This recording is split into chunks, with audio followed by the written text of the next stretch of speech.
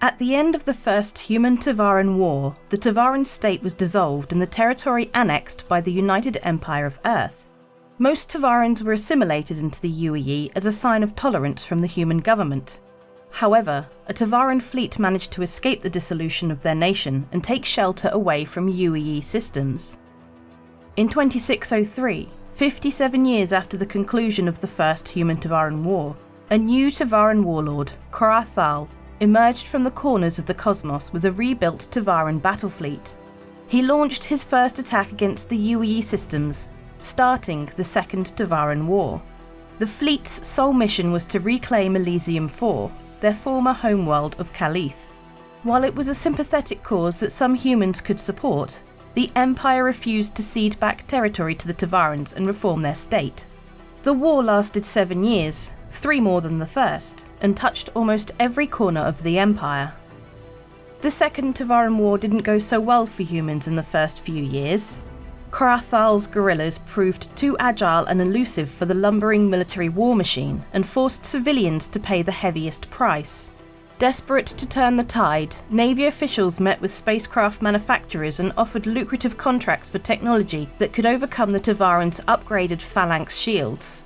The UEE placed thousands of new proximity sensors throughout high-risk systems in an attempt to track roving Tevarin forces and, following Bremen's lead, worked with the Senate to legislate the creation of local militias to patrol and protect their home systems.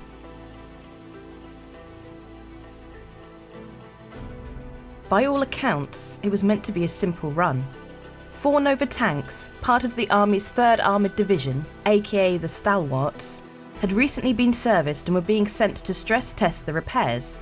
Operating on a skeleton crew under the command of Captain Nolan Sambosa, the tank set out from Fort Tanis near the Kendila border, approximately 3 hours south of Creon.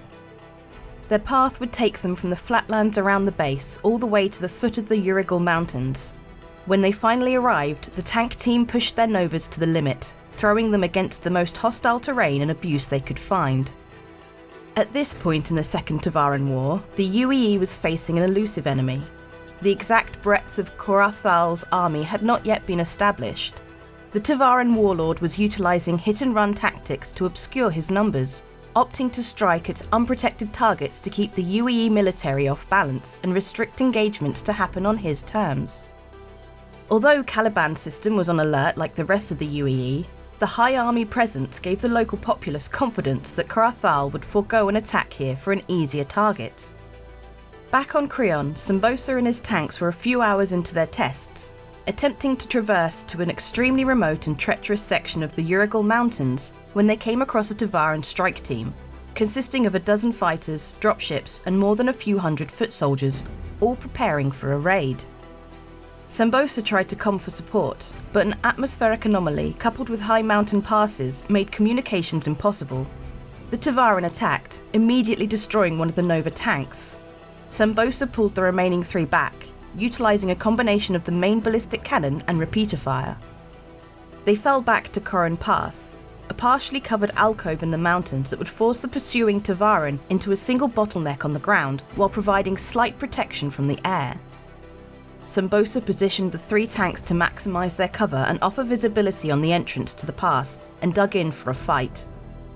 10 hours into the engagement, Gia Venton, a local courier and naval veteran, was the first person to discern that the rumbles from the mountains weren't thunder, but the sound of a sustained battle.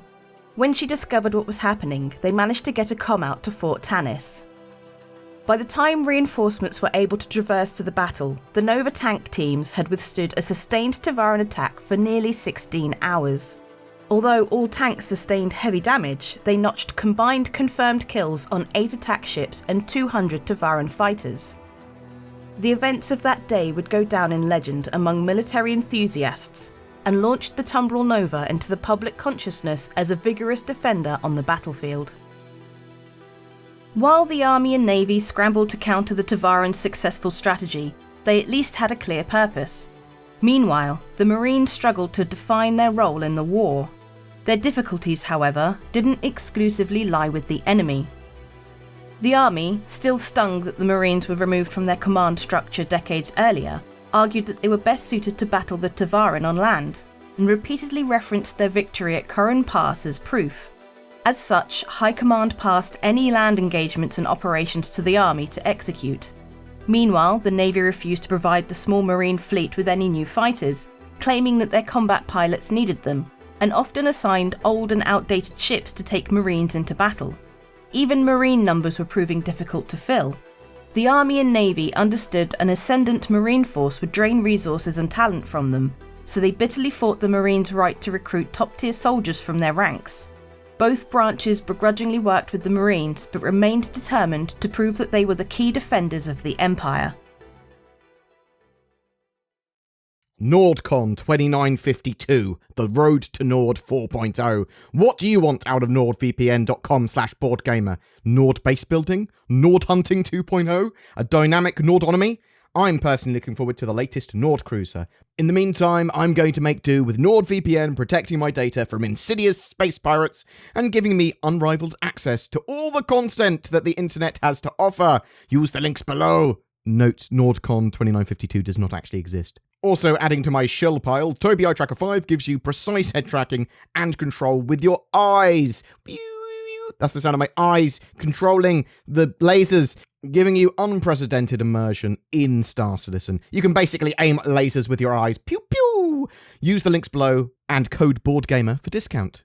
Every month we have a ship giveaway for Star Citizen. For October, we're giving away a Cutlass Black with pirate skin, lifetime insurance, and Star Citizen game package. All you need to jump into the game. Just comment on any of my videos made during October to be in for a chance of winning that. If you would like to further support the channel, please consider becoming a channel member with the join button below my videos, or potentially becoming a Patreon. You'll get access to some exclusive content, and it really helps the channel out. Thank you so much for watching and supporting the channel. Hopefully I'll see you in the next video, and have a great October.